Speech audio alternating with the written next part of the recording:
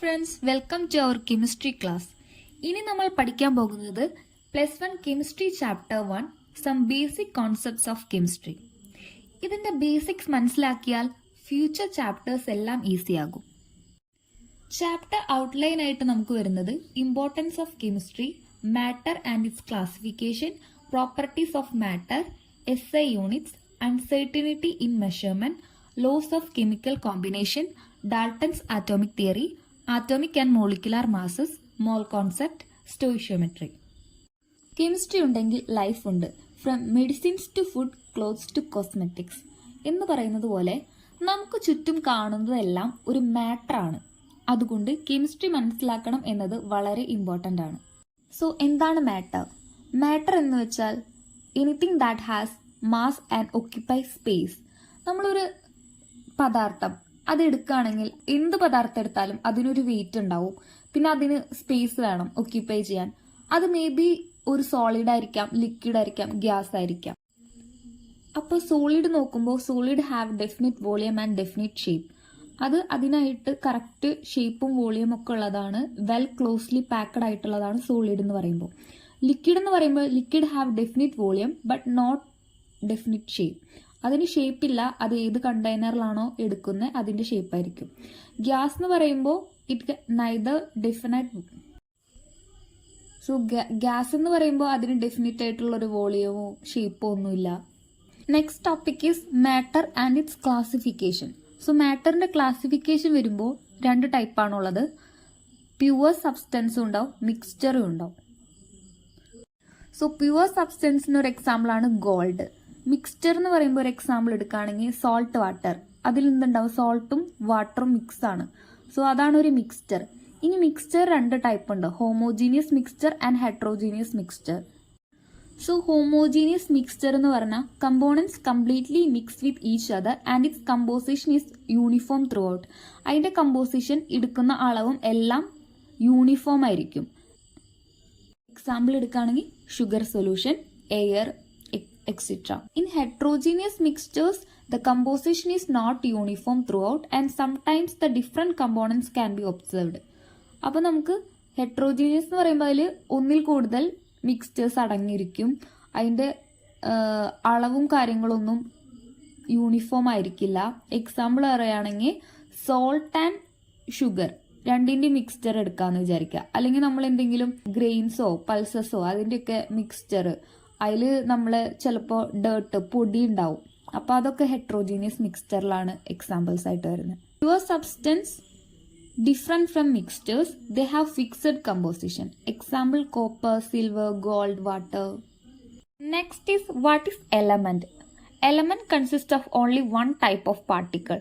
നമുക്ക് ഒരു type of particle കാണുന്ന എലമെന്റിനെ പറയാം. ഇപ്പോൾ എക്സാമ്പിൾ ആയിട്ട് ഒരു സോഡിയം, കോപ്പർ, സിൽവർ അങ്ങനെ വരുന്നതാണ് ഓരോ എലമെന്റ്സ്. അപ്പോൾ കോമ്പൗണ്ട്സ് എന്ന് പറയുമ്പോൾ അതിൽ ഒന്നിൽ കൂടുതൽ എലമെന്റ്സ് കമ്പൈൻ ചെയ്തിട്ട് 2 or more atoms of different elements combine, അതിനെ പറയുന്നതാണ് നമ്മൾ compounds. Next topic is properties of matter. Matter has both physical properties and chemical properties. Physical പ്രോപ്പർട്ടീസിൽ വരുന്നത് colour, smell, boiling point, melting point. Chemical പ്രോപ്പർട്ടീസിൽ വരുന്നത് how matter reacts with other substance.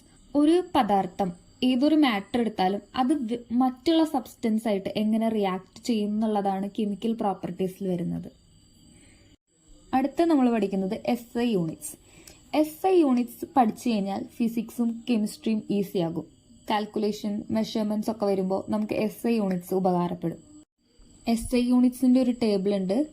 ലെങ്ത്തിന്റെ SI unit metre, symbol M, മാസിന്റെ kilogram, kg ആണ് symbol, ടൈമിന്റെ second, symbol S, electric കറണ്ടിന്റെ ampere, A symbol, thermodynamic ടെമ്പറേച്ചറിന്റെ kelvin, K ആണ് symbol, amount of സബ്സ്റ്റൻസിന്റെ SI unit mole, MOL ആണ് symbol വരുന്നത്, luminous ഇന്റൻസിറ്റിയുടെ കാൻഡല, സിമ്പല് വരുന്നത് CD. ഇനി നമുക്ക് ഒരു സ്മോൾ ടോപ്പിക്, മാസും വെയിറ്റും തമ്മിലുള്ള വ്യത്യാസം എന്താണ്. മാസ് എന്ന് പറയുമ്പോൾ amount of matter present in A substance. ഒരു സബ്സ്റ്റൻസിൽ എന്തോരം പദാർത്ഥം ഉണ്ട് എന്നുള്ളതാണ് മാസ് പറയുന്നത്.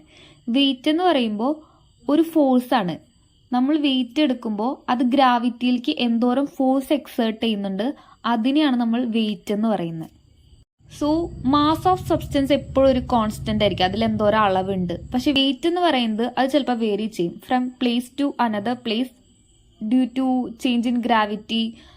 ഗ്രാവിറ്റിയുടെ ചേഞ്ച് കൊണ്ട് വെയിറ്റ് എപ്പോഴും മേ ബി ചേഞ്ച് ആവാം. പിന്നെ വോളിയം നമ്മൾ യൂസ് ചെയ്യുന്നത് ലിക്വിഡ്സിലൊക്കെ മെഷർ ചെയ്യാനാണ് വോളിയം യൂസ് ചെയ്യുന്നത്. പിന്നെ ഡെൻസിറ്റി എന്ന് പറയുന്നത് mass per volume, mass by volume ആണ് ഡെൻസിറ്റി. അതിൻ്റെ unit kilogram metre raise to -3. പിന്നെ നമുക്ക് ടെമ്പറേച്ചർ കാൽക്കുലേഷൻസ് വരുന്നുണ്ട്. ഇപ്പോൾ കെൽവിൻ സ്കെയിലാണ് ടെമ്പറേച്ചർ നമുക്ക് വേണ്ടത്. നമുക്ക് ഡിഗ്രി സെൽഷ്യസിലാണ് തന്നിരിക്കുന്നത്. അപ്പോൾ നമുക്ക് സെൽഷ്യസ് ഇപ്പോൾ 30 ഡിഗ്രിയാണ് തന്നിരിക്കുന്നതെന്ന് 30 ഡിഗ്രി പ്ലസ് 273.15 നമ്മൾ ആഡ് ചെയ്യും. അതാണ് നമ്മുടെ കെൽവിൻ ടെമ്പറേച്ചർ. അപ്പോൾ സെൽഷ്യസ് ഇപ്പോൾ നമുക്ക് ടെമ്പറേച്ചർ 30 ഡിഗ്രി തന്നിട്ടുണ്ടെങ്കിൽ 30 ഡിഗ്രി പ്ലസ് 273.15 ആഡ് ചെയ്യുമ്പോൾ നമുക്ക് സ്കെയില് കെൽവിൻ സ്കെയിലേക്ക് മാറ്റാൻ പറ്റും. അപ്പോൾ കെൽവിൻ ടെമ്പറേച്ചർ ആണ് എപ്പോഴും കാൽക്കുലേഷൻ നമ്മൾ കെൽവിനിലാണ് യൂണിറ്റ്, SI യൂണിറ്റ് കെൽവിനിലായതുകൊണ്ട് ടെമ്പറേച്ചർ കാൽക്കുലേഷൻ ചെയ്യുമ്പോൾ എപ്പോഴും കെൽവിനിൽ ഇട്ടിട്ട് വേണം കാൽക്കുലേഷൻ ചെയ്യാൻ. So next topic is uncertainty in measurement. Scientific measurements are not always 100% accurate. So use significant figures to show certainty. നമ്മളപ്പോൾ സിഗ്നിഫിക്കൻറ്റ് ഫിഗേഴ്സ് വെച്ചിട്ടായിരിക്കും എപ്പോഴും ഒരു കാൽക്കുലേഷൻ ചെയ്യുക, അല്ലെങ്കിൽ നമുക്ക് എപ്പോഴും 100% അക്യുറേറ്റ് ആയിട്ട് കിട്ടില്ല. അപ്പോൾ നമ്മൾ യൂസ് ചെയ്യേണ്ടത് സിഗ്നിഫിക്കൻറ്റ് ഫിഗേഴ്സ് ആണ്. സോ നമ്മൾ ഈ അൺസർട്ടനിറ്റി കാണിക്കാൻ വേണ്ടിയിട്ടാണ്, അൺസർട്ടനിറ്റി ഇൻഡിക്കേറ്റ് ചെയ്യുന്നതാണ് ഈ സിഗ്നിഫിക്കൻറ്റ് ഫിഗേഴ്സ്. ഈ significant figures are meaningful digit which are known with certainty. So നമുക്ക് അൺസർട്ടനിറ്റി കൂടെ കമ്പൈൻ ചെയ്താലാണ് നമുക്കൊരു 100% അക്യുറേറ്റ് ആയിട്ടുള്ള ഒരു വാല്യൂ കിട്ടാൻ വേണ്ടി നമ്മൾ സിഗ്നിഫിക്കൻറ്റ് ഫിഗേഴ്സും കൂടെ യൂസ് ചെയ്യും. ഇപ്പോൾ 11.2 ml.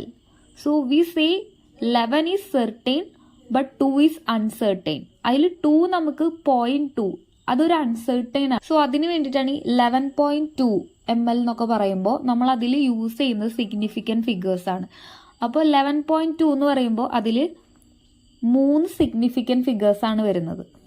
സിഗ്നിഫിക്കൻറ്റ് ഫിഗേഴ്സിന് കുറച്ച് റൂൾസ് ഒക്കെ ഉണ്ട്. All non zero digit are significant. ഇപ്പോൾ നമ്മൾ ഇപ്പോൾ എക്സാമ്പിളായിട്ട് നോക്കുകയാണെങ്കിൽ 285 സെൻറ്റിമീറ്റർ. അപ്പോൾ ആ 285 സെൻറ്റിമീറ്ററിൽ 3 ഡിജിറ്റാണുള്ളത്. അതുപോലെ തന്നെ 0.25 എന്ന് പറയുമ്പോൾ ആ ലെഫ്റ്റ് കിടക്കുന്ന 0 പോയിന്റ്, ആ 0 ഒരു പോയിന്റും അത് കൂട്ടില്ല. ബാക്കിയുള്ള 25 പോയിന്റ് കഴിഞ്ഞിട്ടുള്ള 25 ആണ് കൂട്ടുള്ളൂ. അപ്പോൾ 2 സിഗ്നിഫിക്കൻറ്റ് ഫിഗേഴ്സ് അതിലുള്ളൂ. സോ 0.03 അപ്പോൾ ആ ലെഫ്റ്റ് കിടക്കുന്ന സീറോസ് ഒന്നും കൂട്ടില്ല, നമ്മളെ നമ്പർ മാത്രമാണ് കൂട്ടുന്നത്. അപ്പോൾ അതിൽ ലെഫ്റ്റ് കിടക്കുന്ന സീറോസ് ഒന്നും കൂട്ടില്ല. 0.03 ലെഫ്റ്റ് കിടക്കുന്നത് കൂട്ടാതെ 1 സിഗ്നിഫിക്കൻറ്റ് ഫിഗർ ആണുള്ളത്. വേറൊരു എക്സാമ്പിൾ 0.0052. അപ്പോൾ ഇതിൽ 0.00 ആ 2 ലെഫ്റ്റിലുള്ള സീറോസും പിന്നെ പോയിന്റിന് മുന്നുള്ള സീറോയും 3 സീറോയും സിഗ്നിഫിക്കൻറ്റ് ഫിഗർ ആയിട്ട് കൂട്ടില്ല. നമുക്ക് 0.0052 ആ 52 മാത്രമേ സിഗ്നിഫിക്കൻറ്റ് ഫിഗേഴ്സിൽ വരുള്ളൂ. പിന്നെ zeros between 2 non zero digits are significant എന്ന് വെച്ചാൽ 2.005. അപ്പോൾ 2 സീറോ നടുക്കിലായിട്ട് വന്നു 2.005. അപ്പോൾ അതിൽ 4 സിഗ്നിഫിക്കൻറ്റ് ഫിഗേഴ്സും കൂട്ടും. പിന്നെ വരുന്നത് 0.200. അപ്പോൾ സീറോ ലെഫ്റ്റിലുള്ള സീറോ കൂട്ടില്ല, റൈറ്റിലുള്ള 2 സീറോസ് നമ്മൾ കാൽക്കുലേറ്റ് ചെയ്യും. സോ 0.200 അതിലപ്പോൾ 200 ആ 3 റൈറ്റിലുള്ള സീറോസ് കൂട്ടിയിട്ട് 3 സിഗ്നിഫിക്കൻറ്റ് ഫിഗേഴ്സ് ആണ് വരുന്നത്. സിഗ്നിഫിക്കൻറ്റ് ഫിഗേഴ്സിൻ്റെ എക്സാമ്പിൾസ് കുറച്ച് ഇതിൽ കൊടുത്തിട്ടുണ്ട്. നമ്മുടെ ഈ ചാപ്റ്ററിൽ മോസ്റ്റ് ഇമ്പോർട്ടൻ്റ് ആയിട്ട് വരുന്ന ടോപ്പിക്കാണ് 5 basics laws of chemistry. First law വരുന്നത് law of conservation of mass. അതിൽ പറയുന്നത് mass can neither be created nor be destroyed in a chemical reaction. ഒരു എക്സാമ്പിൾ എടുക്കുകയാണെങ്കിൽ നമ്മളിപ്പോൾ ഹൈഡ്രജൻ ഓക്സിജനായിട്ട് റിയാക്ട് ചെയ്ത് വാട്ടർ ഫോം ചെയ്യുന്നു. അതിൽ നമ്മൾ അതിലത്തെ മാസ് ഇപ്പോൾ 2H2 + O2 gives 2H2O. So total mass of the reactant equal to the total mass of the product. നമ്മുടെ ലെഫ്റ്റ് സൈഡിലുള്ള എടുക്കുന്ന റിയാക്റ്റൻറ്റ് എന്തൊക്കെയാ, അതിന്റെ ടോട്ടൽ മാസ് എടുത്തു കഴിഞ്ഞാൽ നമുക്ക് ഉണ്ടാവുന്ന H2Oന്റെ മാസിനോട് ഈക്വൽ ആയിരിക്കും. അതിന്റെ രണ്ടിന്റെയും മാസ് ഈക്വൽ ആയിരിക്കും. അതാണ് ലോ ഓഫ് കൺസർവേഷൻ ഓഫ് മാസിൽ പറയണത്. നമുക്ക് ഈ മാസ് എന്ന് പറയുന്നത് അതൊന്ന് ക്രിയേറ്റ് ചെയ്യാനോ നമുക്കത് ഡിസ്ട്രോയ് ചെയ്യാനോ പറ്റില്ല. അപ്പോൾ നമ്മളൊരു റിയാക്ഷൻ നടക്കാനായിട്ട് ഹൈഡ്രജൻ പ്ലസ് ഓക്സിജൻ എടുത്തു, നമുക്ക് വാട്ടർ കിട്ടി. അതിൽ നമ്മൾ രണ്ടും എടുക്കുന്ന റിയാക്റ്റന്റ് എത്രയാണോ മാസ് എടുക്കുന്നത് അതിന്റെ ഈക്വൽ ആയിരിക്കും നമുക്ക് എപ്പോഴും കിട്ടുന്ന പ്രൊഡക്റ്റ്. അതാണ് ഫസ്റ്റ് ലോയിൽ പറയുന്നത്. സെക്കൻഡ് ലോ വരുന്നത് ലോ ഓഫ് ഡെഫിനിറ്റ് പ്രൊപ്പോർഷൻ.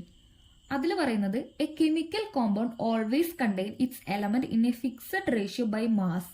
നമ്മളൊരു എലമെന്റ് എടുക്കുക, വാട്ടർ H2O, അതിന്റെ റേഷ്യോ എപ്പോഴും ഹൈഡ്രജന്റെ റേഷ്യോയും ഓക്സിജന്റെ റേഷ്യോയും എപ്പോൾ എടുത്താലും, ഇപ്പൊ നമ്മൾ എടുക്കുന്ന വാട്ടറിൽ എന്തുണ്ട്, ഹൈഡ്രജൻ ഓക്സിജൻ രണ്ടുണ്ട്.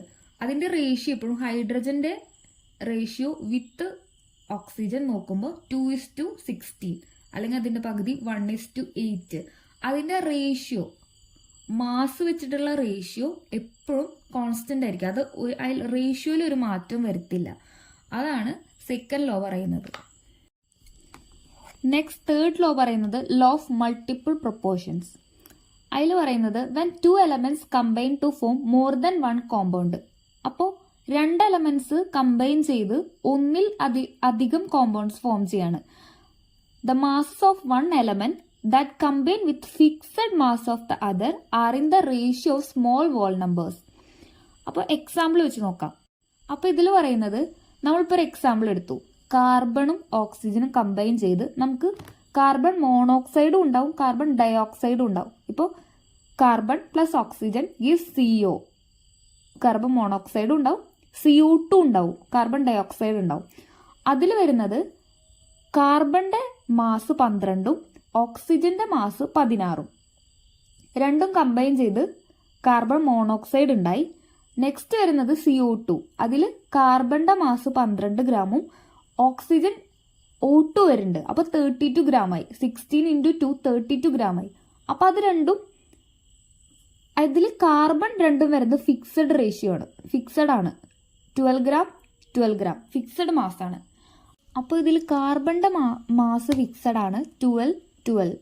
പക്ഷേ ഡിഫറൻസ് വരുന്നത് മോണോക്സൈഡും ഡയോക്സൈഡും തമ്മിലാണ് ഓക്സിജന്റെ. അപ്പോൾ ഓക്സിജനിൽ 16 ഗ്രാം ഒരെണ്ണത്തിൽ വരും, രണ്ടാമത്തെ ഡയോക്സൈഡിൽ 32 ഗ്രാം വരും.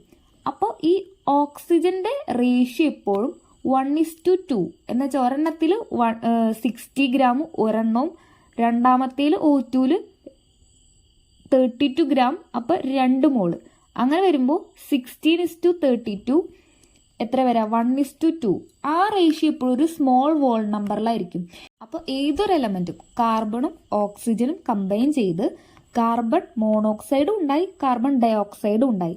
അതിൽ ഒരെണ്ണം ഫിക്സഡ് മാസ് ആയിരിക്കും. കാർബണിന്റെ മാസ് നമ്മൾ രണ്ടിലും, കാർബൺ ഡയോക്സൈഡിലും കാർബൺ മോണോക്സൈഡിൽ രണ്ടിലും കാർബണിന്റെ മാസ് 12 ആണ് വരുന്നത്. ഓക്സിജന്റെ മാസ് ചേഞ്ച് ചെയ്തു, 16ഉം 32 ആയി.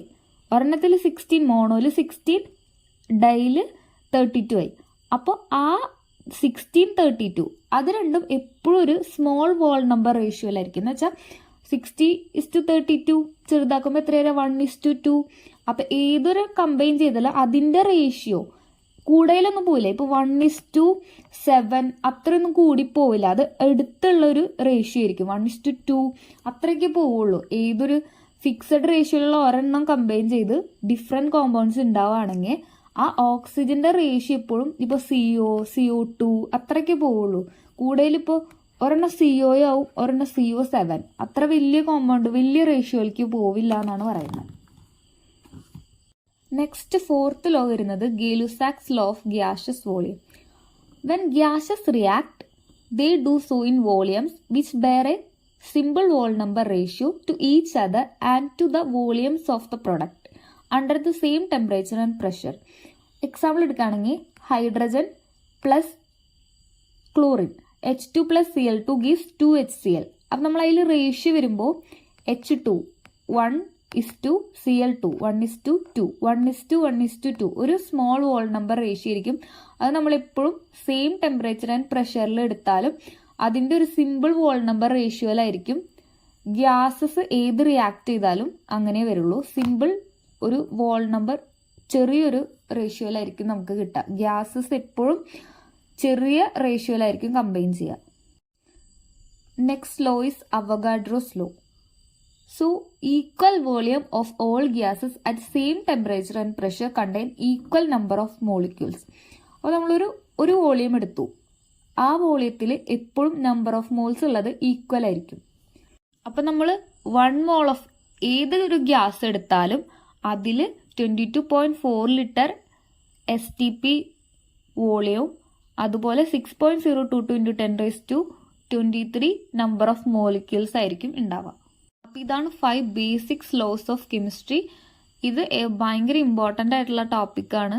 ചാപ്റ്റർ 1 ഏറ്റവും ഇമ്പോർട്ടൻ്റ് ആയിട്ടുള്ള ഒരു ടോപ്പിക്കാണിത്. അപ്പോൾ നിങ്ങൾക്ക് ചാപ്റ്റർ 1 ഈ പോർഷൻസ് ഈസിയായി മനസ്സിലായെന്ന് വിശ്വസിക്കുന്നു. Chemistry is not hard, it's all around us. So next ക്ലാസ്സിൽ നമ്മൾ ഇതിൻ്റെ ബാക്കി ടോപ്പിക്സ് നോക്കുന്നതായിരിക്കും. പിന്നെ മറക്കരുത് like, share and subscribe to our channel മുൽക്കം ബൈ ഏഞ്ചൽ.